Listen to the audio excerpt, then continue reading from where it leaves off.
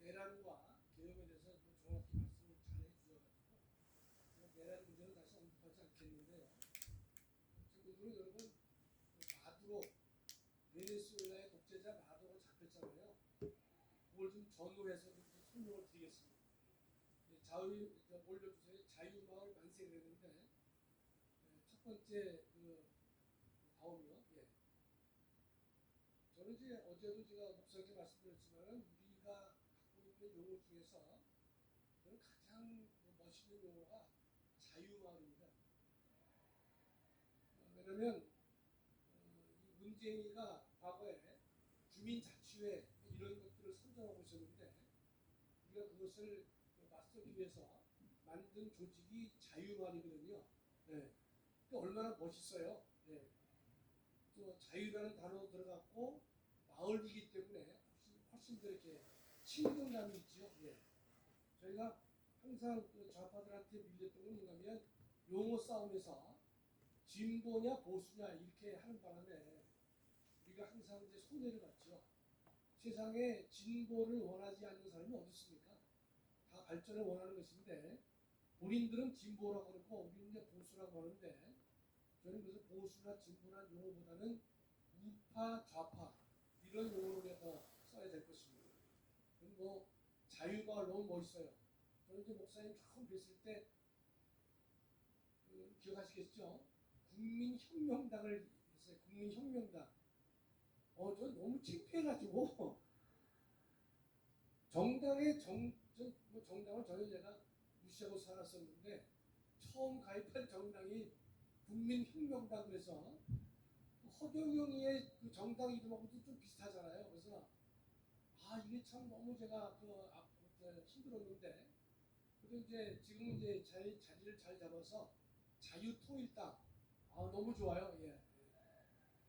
하여튼 지정이를 내려놓으면 결과는 항상 좋습니다. 예.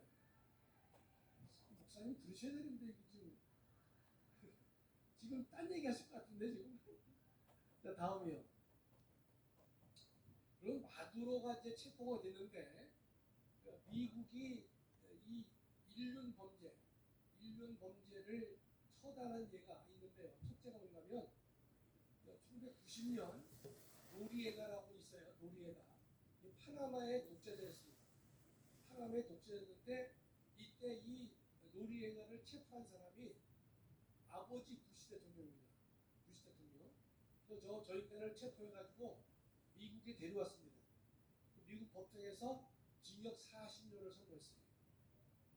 그랬는데 이 수감 생활이 좋아가지고 30년으로 낮춰놓는데 결국 뒤에 한번 나오겠지만 노리에가는요 자기 고국 파나마에 돌아가서도 대접받지 못하고 옥주에서 사망하게 됐습니다.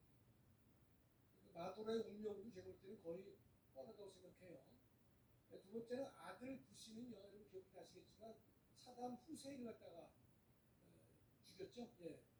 9.11 테러에 대한 보복이었었는데 세 번째는 여러분 잘 아시다시피 오바마 대통령이 이 파키스탄에 숨어있던 빈 라덴을 살해했습니다.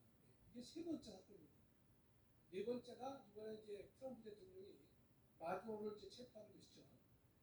우연인지 몰라도 여러분 노리에가 파나마의 독재자 노리에가를 잡은 날이 1월 3일이에요.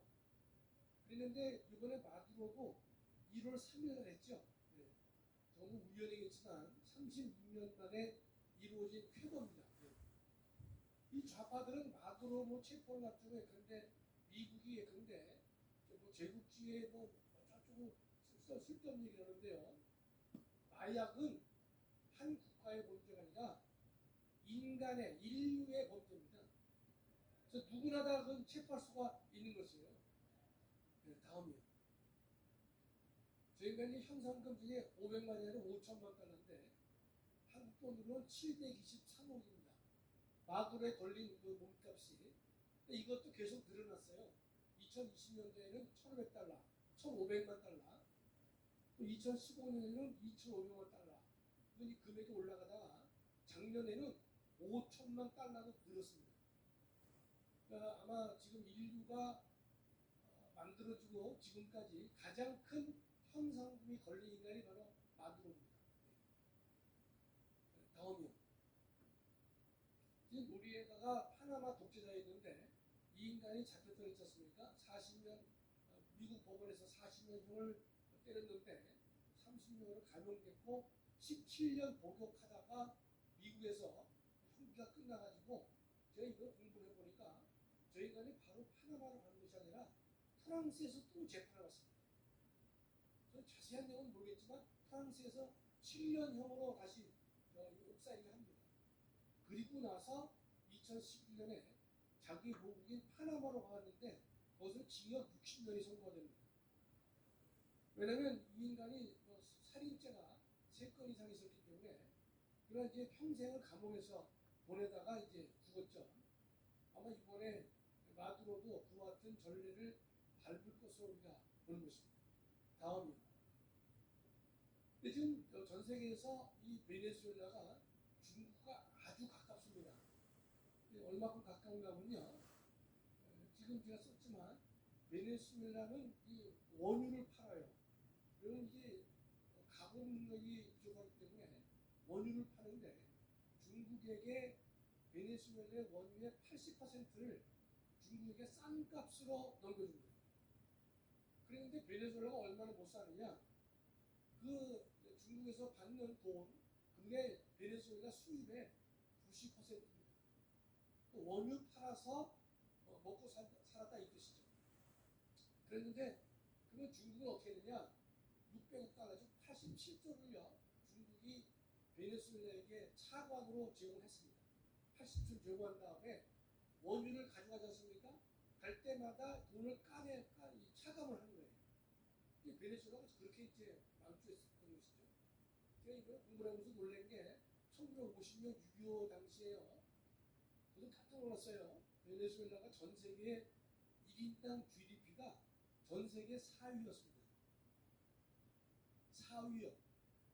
근데 지금 6.25 때니까 한 70년, 80년 이상 됐는데 나라가 망하기 시작했기 때문에 망조가 들어가지고 베네수엘라는 세계에서 가장 못 사는 나라로 전락했는데 1950년에 전 세계에서 1인당 GDP가 4위였던 4위. 어마어마하게 베네수엘라가 잘 살았던 것이죠. 왜냐하면 원유 매장량이 세계 1위이기 때문에 그런 것이에요. 근데 이제 이 차베스라는 놈이 들어와가지고 이 석유를 왔던 이야기가 국유화하면서 또 포퓰리즘에 빠져가지고 이 베네수엘라가 망조가 이제 그런 것이죠. 그래서 전 세계에서 중국과 최상위 파트너십을 구성한 나라가 6개 나라밖에 없는데 그 중에 한 나라가 바로 베네수엘라입니다. 그러니까 베네수엘라의 마두로가 중국을 7번인가 방문을 했어요. 상당히 친한 관계가 된 것이죠. 다음으로. 6개 나라가 어디냐? 파키스탄, 벨라루스, 헝가리, 에티오피아, 우즈베키스탄, 베네수엘라. 이 6개가 중국과는 최상위의 혜택을 보는 그러한 나라가 되어 있는 것이에요. 그러니까 미국 입장에서 봤을 때는 중국의 강한 영향력 하에 있기 때문에 바로 그 베네수엘라는 미국 턱 밑에 있는 나라 아닙니까? 그런 데다가 부정선거의 원흉으로 지목받고 있기 때문에 미국으로서는 남미의 중국의 영향력을 차단할 필요가 있는 것이고 그 다음에 미국이 빼앗긴 석유 회사가 있거든요. 그것도 회복해야 될 것이고 중국에게 이 타격을 주기 위해서는요. 원유의 싼 값으로 80%를 가져가니까 그걸 막아야만 중국에게 타격을 줄 수 있어서 철저하게 이제 준비를 했던 것이죠. 그러니까 베네수엘라에게 무기를 가장 많이 판 나라가 러시아입니다. 두 번째 많이 판 나라가 중국이 되는 것입니다. 다음입니다. 이 차베스를 여러분 아실 텐데 이 마두로 앞에 있는 독재자가 차베스인데 이 인간이 이제 대통령이 된 다음에 베네수엘라의 그 석유 산업을 다 국유화를 단행합니다. 강제로 뺏는 거예요. 그러니까 그 당시 미국 석유 회사가 3개가 있었는데 그중에서 엑슨 모빌이라고 하는 석유 회사, 코노코 필립스 이 두 회사는 차베스가 국유화를 시키려고 하니까 나는 못하겠다. 거부를 합니다. 거부하니까 빈손으로 베네수엘라를 쫓겨납니다. 두 석유 회사가요. 쉐브론만 남아서 지금도 베네수엘라는 주유소가 있는데 쉐브론으로 남아서 활동을 한다고 그래요. 그러니까 차베스가 군대를 동원해가지고 이 엑슨모빌과 필립스 석유 회사를 갖다가 분유화시키고 그 다음에 말을 안 듣게 되면 군대를 동원해가지고 정유시설 유조를 강제로 점거하면서 재산을 몰수했던 것입니다. 그러니까 이 엑슨모빌과 필립스는 억울하게 어마어마한 돈을 베네수엘에서 뺏기고 빈손으로 나오게 된 것이죠. 예, 다음에 그러니까 너무 억울하니까 이 모빌 회사하고 필립스 회사는 국제 재판소에다가 소송을 냅니다. 소송을 내니까 국제 상설 재판소에서 이 두 사람의 손을 들어줘요. 16억 달러를 보상해야 된다. 엑슨모빌한테는, 그다음에 필립스한테는 87억 달러를 줘야 된다. 이렇게 판결을 내리지만은 그러나 베네수엘라가 돈이 없잖아요. 돈이 없으니까 실제로 이 돈을 현금으로 바꾸지 못하는 것이죠. 그러니까 법원은 국제상선재판소는 이 정도 금액을 보상해 옳다라고 판결을 받아야 했지만 실제로는 받아낼 길이 없단 말이죠. 베네수엘라가 못 사기 때문에 그런 거예요. 그래서 뭐 2조를 뭐 할부로 받은 바가 있다고 그랬는데, 자 다음이요. 이번에 트럼프 대통령이 수십 조를 이제 다 받아내야 되겠다. 네. 그럼 두 가지 방법이 있어요. 하나는 미국 내에 있는 베네수엘라의 대형 정유회사가 있는데, 이게 시티코라고 하는 게 정유회사가 있는데, 여기서 이 트럼프 대통령은 베네수엘라 보니까 이걸 강제 매각해가지고 8조 정도를 근데 보상을 해주려고 합니다. 이게 첫 번째 방법이고, 두 번째는 베네수엘라의 유조를 직접 접수해가지고 관리하고, 근데 이제 실제로 미국이 정유의 원유를 갖다가 정제해서 팔게 해준다면요, 베네수엘라한테는 훨씬 더 도움이 되거든요. 세계 최고의 이 석유를 가지고 있으면서 세계 최고에서 못 사는 나라가 전락됐다는 게 우리가 이해가 안 되지 않습니까? 이번에 트럼프 대통령이 아마 직접 베네수엘라의 유족을 접수해가지고 그동안 못 받은 돈도 다 한꺼번에 받으려고 하는 것입니다. 예. 다음이요. 두 번째 제가 간단히 좀 보고자 하는 것은 뭐냐면 배신의 DNA를 돌려내야 된다. 대한민국에 배신자들이 참 많은데요. 지금 보면 이 박근혜 대통령 당시에 보면 첫째 배신을 했어요. 상당수가. 이 인간들이 탈당을 했죠. 다시 복당을 했어요. 봉합을 했어요. 그게 누구니까? 유승민, 김무성, 이준석, 오세훈, 문성동, 하태경, 김성태, 이런 인간들이 예컨대 탈당해가지고 복당해서 했는데, 그 당시 이제 황교안 그 양반이 청춘의 한이라고 해서 저런 인간들을 다시 받아준 게 내가 정말로 잘못된 것이다. 저걸 배제하고 왔어야 되는데 할 수 없이 끌어안 하는 것이 잘못된 것이다. 요새 문제가 되고 있는 이해훈 있죠, 여자. 그죠? 서초갑에서만 3선 국회를 했습니다. 근데 박근혜 대통령 당시에 고무신 거꾸로 신는 인간이 저 인간입니다. 배신했죠. 네. 저런 배신의 역사를 그대로 내버려 두니까 계속해서 배신이 이어지게 된다, 이런 뜻입니다. 결국은 박근혜 대통령이 근데 뭐 대통령으로서 부족한 면도 있을 수 있잖아요. 모든 대통령이 다 완벽한 것은 아니니까. 그러나 그래도 우리가 뽑은 대통령을 우리가 배신해가지고 끌어내리는 것은 결코 허용돼서는 안 된다 뜻입니다. 그런데 한번 배신했다는 말이죠. 하다 보니까 이번에 한동훈이가 또 한 번 크게 배신을 한 것이죠. 한동훈이가. 예, 다음에 윤석열 대통령이 탄핵 소추 의결, 뭐냐면 국회에서 탄핵 소추를 하자라고 의결했을 때 헌법재판소에 가기 전입니다. 국회에서 탄핵 소추를 의결할 때 누구가 가장 기여를 많이 했습니까? 한동훈 저 인간이 기여한 거 아닙니까? 저 인간이 거기에 합세하지 않았으면요, 윤 대통령은 탄핵 소추 의결이 안 되는 것이에요. 저 인간이 이렇게 했기 때문에 윤석열 대통령이 탄핵될 수밖에 없었다고. 그 헌법재판소로 넘어가게 된 가장 원흉은 누구냐? 한동훈이가 그 짓을 한 것이에요. 저는 그래서 지금도 나는 이제 장동혁 대표를 이 보수 언론도 공격하고 좀 생각이 있다는 놈들이 다 공격을 많이 해요. 뭔가면 내일 모레가 지방선거인데 통합으로 가야지 옥석을 가려가지고 가면 이길 수 있겠느냐? 제가 볼 때는요, 끊을 놈은 끊어내고 가는 거예요. 내부에서 총질하는 놈은 어떻습니까? 그거 잘라내고 가야죠. 지금 예컨대 그날 간다 그래가지고 한동훈이 끌어왔고 이준석 끌어왔고 한다 해서 표가 나올 줄 알아요? 안 나와요, 안 나와. 원칙대로 가야 된다, 이 원칙대로. 그럼 지금 부처님의 당원 게시판 사건 있지 않습니까? 지금 윤리위원회에서 징계를 한다고 했는데 어느 정도의 징계를 할지 모르겠지만 저희 인간은 어떻습니까? 잘라내야 되는 거예요. 여러분 아시잖아요. 당원 게시판 사건이 뭡니까?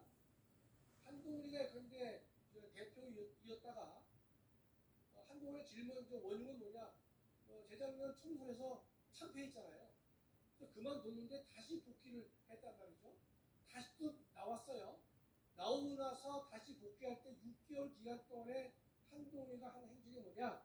자기 부인, 장인, 장모, 그다음에 자기 딸들이 자신의 이름을 걸고 윤 대통령과 김건희 여사를 아주 원색적으로 비난을 했습니다. 그게 1200건이나 됩니다. 1200건. 그랬는데 그 사건을 원영세가 비상대책위원장 할 때도 그거 뭉개버렸어요. 한동훈이가 할 때도 뭉갰습니다. 한동훈이가 어떤 인간입니까? 그 국회에서도 예컨대 억울한 일 있으면 의원님 직을 걸겠습니까? 그렇게 덤빈 놈 아닙니까? 그러면 이런 경우에 내가 직을 걸고 이 문제를 정확하게 해결하겠다라고 접근해야 되는데 이 인간 말이 없잖아요. 지금 이 한동훈이 때문에 윤 대통령이 그런데 탄핵된 건 탄핵 소추가 의결된 건 너무 분명한 것이고 당원 게시판에 언급된 내용들은요 여러분한테 소개해 드릴 수 없을 정도로 완전히 개판으로 글을 썼던 것이에요. 그러니까 저 인간이 예컨대 대한민국의 암덩어리입니다. 암덩어리. 국민의힘의 암덩어리가 아니라 대한민국의 암덩어리가 되는 거예요. 그러니까 저런 인간 어떻습니까? 깨끗하게 걸러내고 같은 색깔을 가진 사람끼리 나가야 되는 것이지 나가려고 그러는데 안에서 딴소리하고 안에서 염장 지르고 그러면요 앞으로 나갈 수가 없는 것이죠.